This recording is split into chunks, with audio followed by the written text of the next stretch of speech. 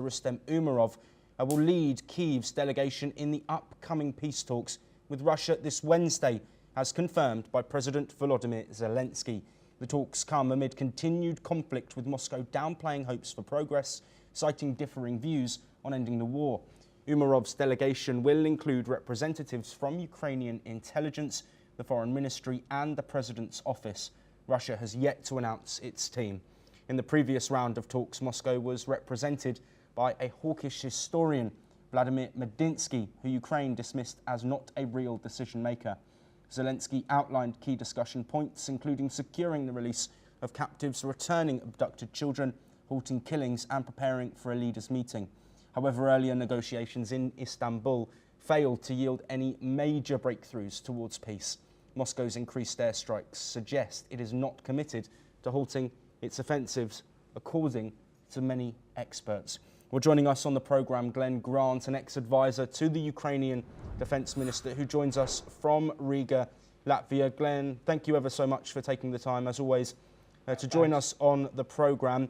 We spoke about the possibility of these talks. Now that they have been confirmed, what will Ukraine be looking for as a resolution after these talks are finished?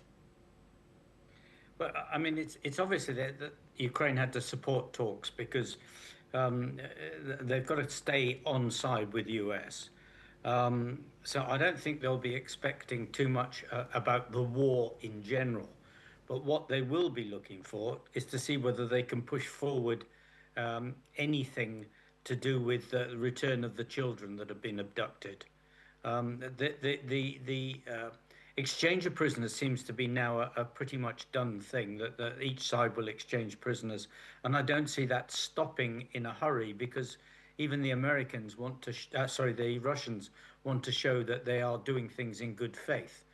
That at the moment is the only thing that they're doing in good faith, because they've still been stealing children from the occupied territories and taking them away into Russia. To help solve their own personal problems of people.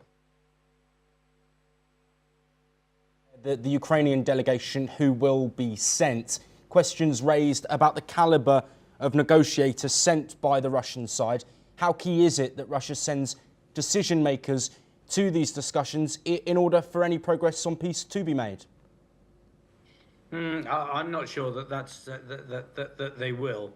I mean, it's typical of them to not send decision makers. I mean, Lavrov is possibly the only one that has come in the past who might come, but I think he's lost so much credibility for his inability to actually deliver anything except lies, that he probably won't turn up.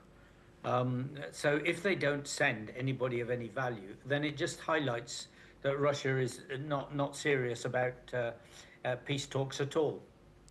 Glenn, let's take a look at the wider context now. Of course, pressure coming in from the United States. We've mentioned this multiple times with you on the programme, but if these talks do break down and no further work towards peace is achieved, what's needed next from European allies and the US in order to try and put that pressure on Putin, aside from the 50-day Trump deadline that's already been given?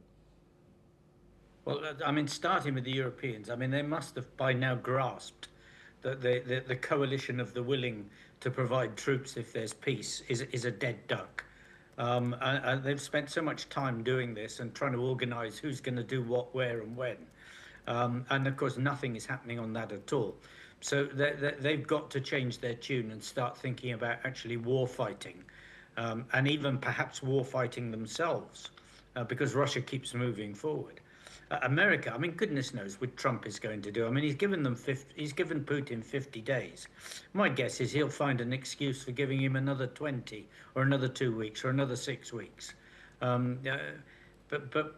you don't know with him. I mean, he might just suddenly flip and do something else. At the moment, he's under pressure internally. So it's going to be his internal audience that bothers him the most, not actually Ukraine. What he will do for Ukraine will fit what delivers the best result he needs for his MAGA audience at home. Yes, and finally, Glenn, let's wrap this up by looking at the Russian angle and the Russian perspective here. Questions have been raised about whether Russia actually want peace. Do you think that this meeting could be a signal to show that they do, which would be in line with the rhetoric that's coming from Moscow? Oh, if they do, they'll send someone serious. But there's no, I mean, rhetoric. Russia's been making, grand statements since 2014. And let's be blunt about it, they've only lied since 2014, and they haven't stopped lying. They've shown no indication whatsoever on the battlefield or in the way that they're attacking civilians in Ukraine that they want anything other than total domination of Ukraine and then a continuation into the rest of Europe. I think we have to take them at their